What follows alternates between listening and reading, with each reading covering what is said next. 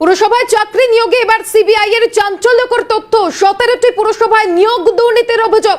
CBI স্ক্যানারে বিভিন্ন পুরসভার 1850 জনের চাকরি। 2014 সালের পর 17টি পুরসভায় নিয়োগ দুর্নীতির অভিযোগ। অর্ধেকের বেশি চাকরি বেআইনি, এমনটাই উল্লেখ করা হচ্ছে সিবিআই এর চার্জশিটে। সবথেকে বেআইনি চাকরির বেশি নিয়োগ হচ্ছে দক্ষিণ দমদম পুরসভায়। দক্ষিণ দমদম পুরসভায় সিবিআই এর নজরে 329 জনের নিয়োগ। পুরসভায় চাকরি নিয়োগে এবার সিবিআই এর চাঞ্চল্যকর দাবি, অর্ধেক চাকরি বেআইনি ভাবে হচ্ছে। সবথেকে বেশি বেআইনি চাকরির বেশি নিয়োগ দক্ষিণ দমদম পুরসভায়। দক্ষিণ দমদম পুরসভায় সিবিআই এর নজরে 329 জনের নিয়োগ। পুরসভায় চাকরি নিয়োগ নিয়ে এবার সিবিআই এর চাঞ্চল্যকর তথ্য, একাধিক বিষয় সামনে আসছে। কামারহাটিতে সিবিআই এর নজরে 303 জনের নিয়োগ বলে জানা যাচ্ছে। বরানগর সিবিআই এর নজরে 276 জনের নিয়োগ। টিটাগড়ে সিবিআই এর নজরে 221 জনের নিয়োগ। প্রত্যেকটি পুরসভায় নিয়োগ হয়েছিল অয়নশীলের সংস্থার মাধ্যমে।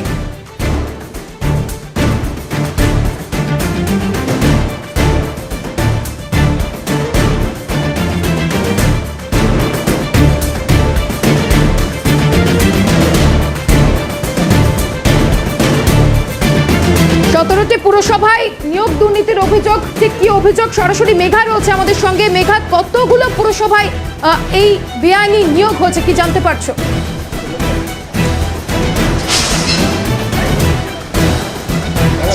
দেখো, গত 3 সপ্তাহ আগে সিবিআই এর তরফ থেকে পুরো নিয়োগ দুর্নীতি মামলার চার্জশিট পেশ করা হয়েছে আলিপুর আদালতে, এবং সেখান থেকে দাঁড়িয়ে 17টি পুরসভার নাম ইতিমধ্যেই উঠে এসেছে। এর আগেও আমরা দেখেছিলাম যে 17টি পুরসভার নাম সিবিআই এর তালিকা তারা তৈরি করেছিল, এবং সেখান থেকে দাঁড়িয়ে যখন তদন্ত শুরু করে তখন দক্ষিণ দমদম পৌরসভার চেয়ারম্যান পাঁচু রায়, তার নাম উঠে এসেছিল। এবং অত্যন্ত গুরুত্বপূর্ণ একটা বিষয়, যে সেই বিষয়টা হচ্ছে যে যেদিন নিয়োগপত্র হাতে এসেছিল ঠিক সেদিনই বিজ্ঞপ্তি প্রকাশ হয়েছিল।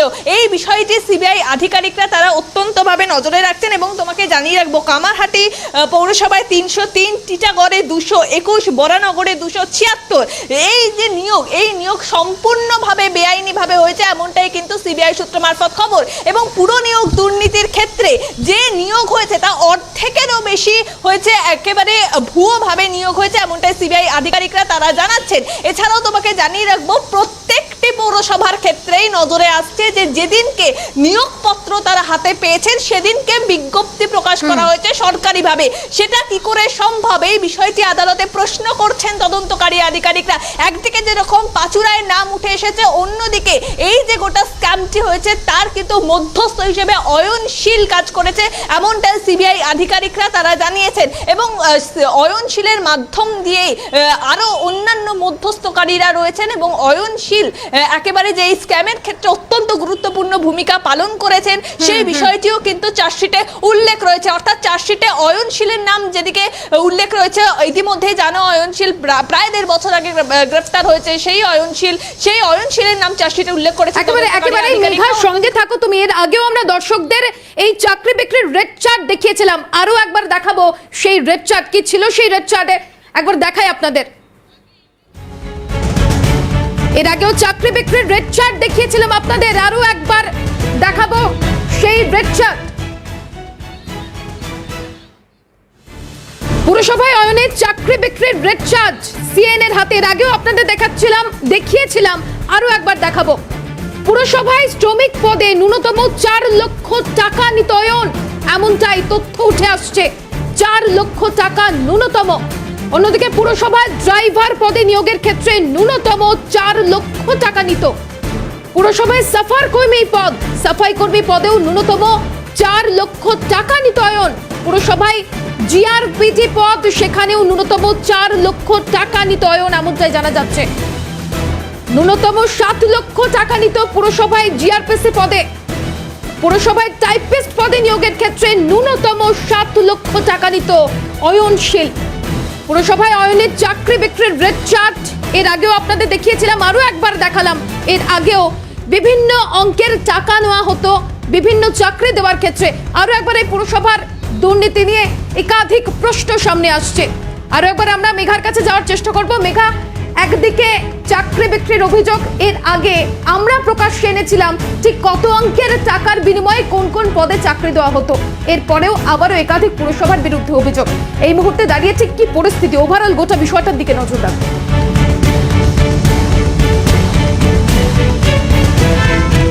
দেখো, প্রথমে বলে রাখবো যে সিবিআই তদন্ত যখন শুরু করেছিল ঠিক তার পরবর্তী ক্ষেত্রে এনফোর্সমেন্ট ডিরেক্টরেটের আধিকারিকরা তারা তদন্ত শুরু করে এবং সরাসরি অয়নশীলের যে বাড়ি রয়েছে সল্টলেকে সেখানে তারা যান এবং ম্যারাথন তল্লাশি করেন। সেটাও কিন্তু শিক্ষক নিয়োগ দুর্নীতির ক্ষেত্রে ম্যারাথন তল্লাশি করেছিল এবং সেখান থেকে দাঁড়িয়ে পুরো নিয়োগের হদিশ পেয়েছিল তদন্তকারী আধিকারিকরা এবং তারপরেই তারা একের পর এক ডকুমেন্টস তারা হাতে পান এবং সেখান থেকে দাঁড়িয়ে সেই ডকুমেন্টসে উল্লেখ ছিল যে কোন পদের জন্য নির্ধারিত ন্যূনতম কত টাকা নেবেন অয়নশীল।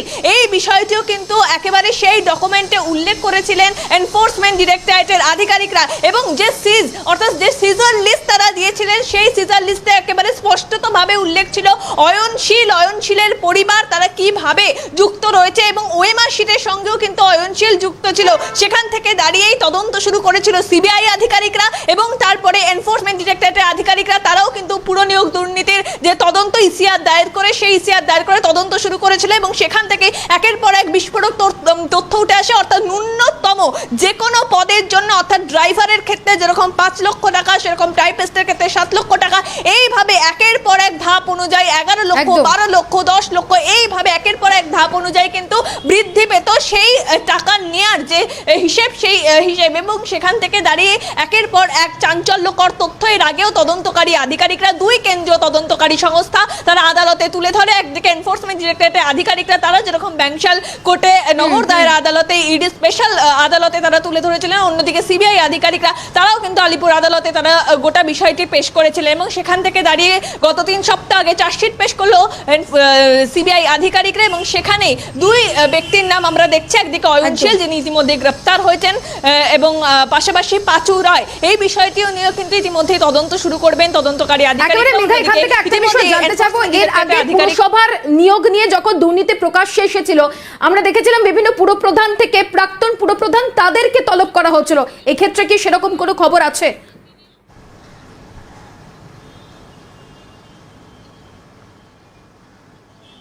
দেখো, অবশ্যই দুই কেন্দ্রীয় তদন্তকারী সংস্থায় তারা দফায় দফায় তারা তলব করেছিলেন নোটিশবাজি এবং সেখান থেকে দাঁড়িয়ে এখন এই মুহূর্তে দাঁড়িয়ে যেহেতু চার্জশিট তৈরির কাজ করেছেন তদন্তকারী আধিকারিকরা, আদালতে চার্জশিট পেশ করেছে এবং তার পরবর্তী ক্ষেত্রে তারা তদন্তের অগ্রগতি কিভাবে এগিয়ে নিয়ে যাবেন সেটা সময় সাপেক্ষ। কিন্তু এখনো পর্যন্ত ভাইস চেয়ারম্যান বা চেয়ারম্যান কাউকে এখনো পর্যন্ত নতুন করে তলব করেনি দুই কেন্দ্রীয় তদন্তকারী সংস্থা। তবে এখনো পর্যন্ত এই তদন্ত এগিয়ে যাবে এবং যদি মনে হয় তদন্তের স্বার্থে ফের কিন্তু তলব করতে পারেন তদন্তকারী আধিকারিকরা দুই কেন্দ্রীয় তদন্তকারী সংস্থা। তবে এখনো পর্যন্ত পুরো নিয়োগ দুর্নীতিরই বা মাথা কে বা শিকড় কোথায় লুকিয়ে রয়েছে সেই বিষয়টি কিন্তু তদন্তকারী আধিকারিকরা এখনো খোঁজ করছেন এবং গোটা বিষয়টি ধাপে ধাপে একেবারে পর্যায়ক্রমে আদালতের সামনে তুলে ধরছেন তদন্তকারী আধিকারিক। এই 17টি পুরসভায় কি কোনো রকম নোটিশ পাঠানো হচ্ছে মেঘা?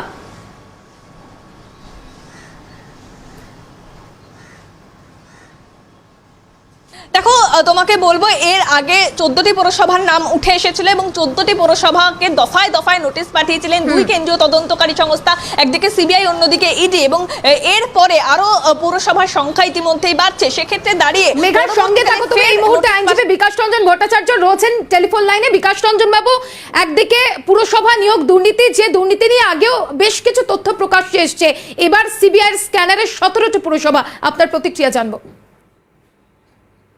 আমি পরিষ্কার বলি, এই রাজ্যে যত নিয়োগ হয়েছে 2011 পরবর্তী সময় থেকে সব নিয়োগের ক্ষেত্রে 70% উপর চাকরি বিক্রি হয়েছে। অযোগ্য লোকেদের, তৃণমূলীদের টাকা দিয়ে চাকরি দেওয়া হয়েছে। এমনকি তৃণমূলীদের মধ্যে অনেকে যারা পুরোপুরি টাকা দিতে পারেননি তারা চাকরি পাননি, এমন ঘটনা আমার কাছে আছে। সুতরাং যত তদন্ত হবে ততই আরো তথ্য প্রকাশিত হবে। তাই দেখবেন এই সরকার তদন্ত ঠেকাবার জন্য আপ্রাণ চেষ্টা করছেন। যদি সৎ সরকার হতো তার দায়িত্ব ছিল সমস্ত নিয়ম বাতিল করে স্বচ্ছতার সঙ্গে শ্বেতপত্র প্রকাশ করে নিয়োগ পদ্ধতি চালু করা। সেটাতে রাজ্যের সরকারের ক্ষমতা নেই। তাই তারা প্রত্যেক মিটিং এ দাঁড়িয়ে মিথ্যে কথা বলে যাবেন, 10 লক্ষ চাকরি আছে, 15 লক্ষ চাকরি আছে। এই 10 লক্ষ চাকরি 15 লক্ষ চাকরি তারা হিসেব করছেন, কত টাকা তুলতে পারবেন, তারই জন্য এরকম দেরি করছেন। সিবিআই তদন্ত রিপোর্ট আপনারা পেয়েছেন, এবং আমার নিজের ধারণা সিবিআই যদি আরো নিবিড় তদন্ত করে তাহলে দেখা যাবে ওই প্রায় 70% নিয়োগই বেআইনি। এই সরকারটা এখনো ক্ষমতায় আছে, এটাই পশ্চিমবঙ্গের পক্ষে দুর্ভাগ্য। বেশ, অনেক ধন্যবাদ বিকাশ রঞ্জন বাবু। একদিকে পুরসভায় চাকরি নিয়োগে সিবিআইয়ের চাঞ্চল্যকর তথ্য, যেখানে বলা হচ্ছে 17টি পুরসভায় নিয়োগ দুর্নীতির অভিযোগ। কোন কোন পুরসভায় এই নিয়োগ দুর্নীতি হচ্ছে সেই তথ্য কিন্তু সামনে এসছে। আরো একবার মেঘার কাছে যাব। মেঘা, এর আগেও পুরসভার নিয়োগ দুর্নীতি নিয়ে একাধিক বিষয় সামনে এসছে, একাধিক তথ্য প্রকাশ্যে এসছে। আমরা দেখেছি একাধিকবার বিভিন্ন পুরপ্রধান থেকে শুরু করে প্রাক্তন পুরপ্রধান তাদেরকেও তলব করা হচ্ছে। আবারও 17টি পুরসভার বিরুদ্ধে অভিযোগ। এই মুহূর্তে দাঁড়িয়ে ঠিক কি পরিস্থিতি, যে বিষয়ে আমরা কথা বলছিলাম?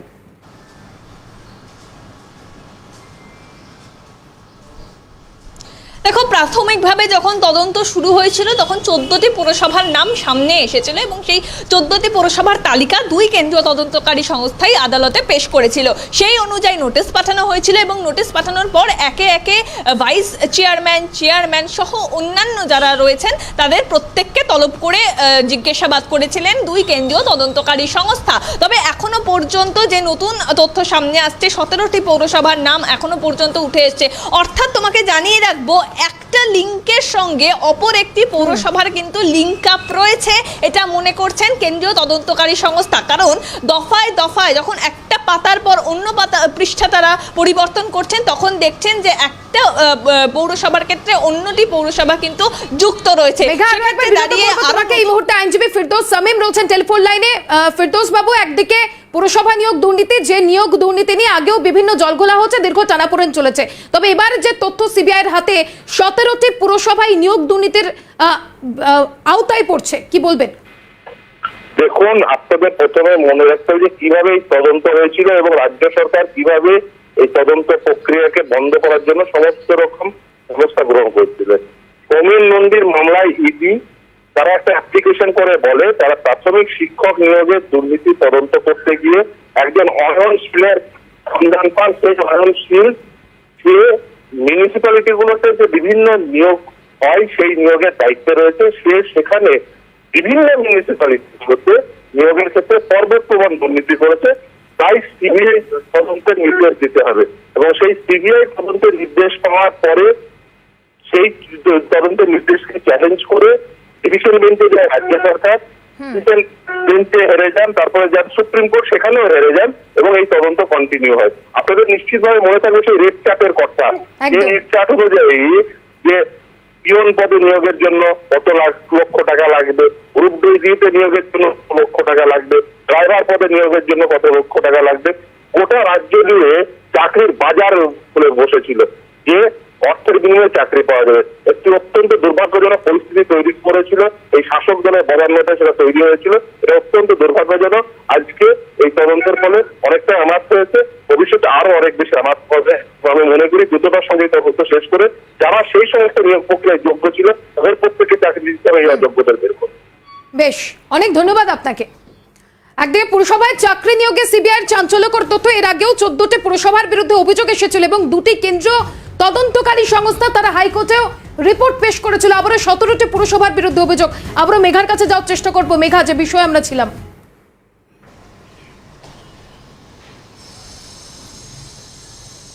একেবারে তোমাকে যেমনটা বলছিলাম যে নতুন করে আরো প্রায় 3টি পৌরসভার নাম ইতিমধ্যেই যুক্ত হয়েছে এবং সেখান থেকে দাঁড়িয়ে তদন্তকারী সংস্থা তারা কোন পথে এগিয়ে যাবে সেই বিষয়টি অত্যন্ত গুরুত্বপূর্ণ বিষয়। এবং এছাড়াও তোমাকে জানিয়ে রাখবো যে এই চার্জশিট পেশ করার আগে পর্যন্ত দফায় দফায় যাদের প্রয়োজন, তদন্তের স্বার্থে যাদের প্রয়োজন, অর্থাৎ vice chairman, x vice chairman যাদের প্রয়োজন তাদেরকে তলব করে নোটিশ পাঠিয়ে জিজ্ঞাসাবাদ করেছেন কেন্দ্রীয় তদন্তকারী সংস্থা। সেখান থেকে দাঁড়িয়ে জিজ্ঞাসাবাদে যা যা তথ্য উঠে এসেছে এবং যাদের নাম অত্যন্ত গুরুত্বপূর্ণ, যে মধ্যস্থকারী ব্যক্তিদের নাম উঠে এসেছে তাই কিন্তু তুলে ধরেছেন আদালতে কেন্দ্রীয় তদন্তকারী সংস্থার আধিকারিকরা। সেখানে কেন্দ্রীয় তদন্তকারী সংস্থার আধিকারিকরা তারা মনে করছেন যে এই নিয়োগ দুর্নীতির ক্ষেত্রে আরো একজন খুব ওতপ্রোতভাবে জড়িয়ে রয়েছে, সে হচ্ছে পাঁচু রায়। তার কারণ দক্ষিণ দমদম পৌরসভার নিয়োগপত্র যেদিন হাতে আসে সেদিন কি করে বিজ্ঞপ্তি প্রকাশ বিষয়, বিজ্ঞপ্তি প্রকাশের পর অ্যাডমিট কার্ড আসা পর্যন্ত, এছাড়াও নিয়োগ যে পত্র সেই পত্র আসা পর্যন্ত তো সময় লাগবে, মাঝখানে পরীক্ষা হবে। তাহলে পরীক্ষা কখন হলো? যদি নিয়োগপত্রই হাতে চলে আসে বিজ্ঞপ্তি প্রকাশ হওয়ার সঙ্গে সঙ্গে, তাহলে পরীক্ষা হওয়ার সময়, অ্যাডমিট কার্ড আসার সময়, সেই যে সময়ের যে ব্যবধান, সেই সময়ের ব্যবধানটা কোথায় ছিল? এই বিষয়টি কিন্তু আদালতে প্রশ্ন তুলছেন তদন্তকারী সংস্থা, এবং সেখান থেকে দাঁড়িয়ে পাচুড়ায় যে এই নিয়োগ দুর্নীতির সঙ্গে যুক্ত রয়েছে তারও প্রমাণ পেয়েছেন কেন্দ্রীয় তদন্তকারী সংস্থার আধিকারিকরা। এবার বিষয় হচ্ছে যে ফের পরবর্তী ক্ষেত্রে তাকে জিজ্ঞাসাবাদ করা হয় কিনা সেদিকে যেরকম নজর থাকবে, এবং শুধুমাত্র তো দক্ষিণ দমদম পৌরসভা নয়, কামারহাটি, পাটনিহাটি, উত্তর দমদম পৌরসভা, বরানগর, একাধিক পৌরসভার নাম উঠে এসছে। সেখানেও কিন্তু কেউ কোনো চেয়ারপারসন, পৌরপিতা তারা যুক্ত রয়েছে কিনা সেই বিষয়টিও তারা খতিয়ে দেখবেন প্রয়োজনে। একেবারে মেঘা, এখান থেকে শুধুমাত্র অয়নশীল বা এই দক্ষিণ দমদম পুরসভা চেয়ারম্যান পাঁচুড়াই নয়, এই গোটা ঘটনায় আরো কোনো বড় মাথা জড়িয়ে থাকতে পারে এমনটা আশঙ্কা করা হচ্ছে।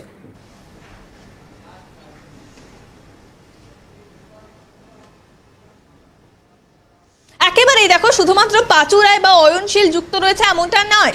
এই যে চার্জশিট, এই চার্জশিটে শুধুমাত্র দুজনের নাম উল্লেখ রয়েছে, এছাড়াও একাধিক ব্যক্তি রয়েছে, পুরপিতা, chairperson, vice chairperson, ex vice chairperson, একাধিক ব্যক্তিরা তারা রয়েছেন, এবং সেখান থেকে দাঁড়িয়ে নতুন করে কোন ব্যক্তির নাম সামনে উঠে আসে এবং তদন্তকারী আধিকারিকরা কোনো আইনি পদক্ষেপ গ্রহণ করেন কিনা সেই বিষয়টি অত্যন্ত গুরুত্বপূর্ণ, যা এখনো পর্যন্ত চার্জশিট জমা পাওয়ার পর 3 সপ্তাহ অতিক্রান্ত হয়ে গিয়েছে, এখনো পর্যন্ত কাউকে নোটিশ পাঠানো হয়নি, এমনটা সিবিআই সূত্র মারফত খবর এবং ইডি সূত্র মারফত খবর। সেক্ষেত্রে দাঁড়িয়ে পরবর্তী ক্ষেত্রে আদালতের নির্দেশ অনুযায়ী ফের তদন্তের অগ্রগতি কোন দিকে এগোবে সেটা অবশ্যই সময়। একেবারেই মেঘা, 3 সপ্তাহ অতিক্রান্ত হয়ে গেছে, চার্জশিট জমা পড়েছে, তদন্তের গতি প্রকৃতি কোন দিকে মোড় নেয় সেদিকে অবশ্যই নজর থাকবে। আপাতত ধন্যবাদ তোমাকে।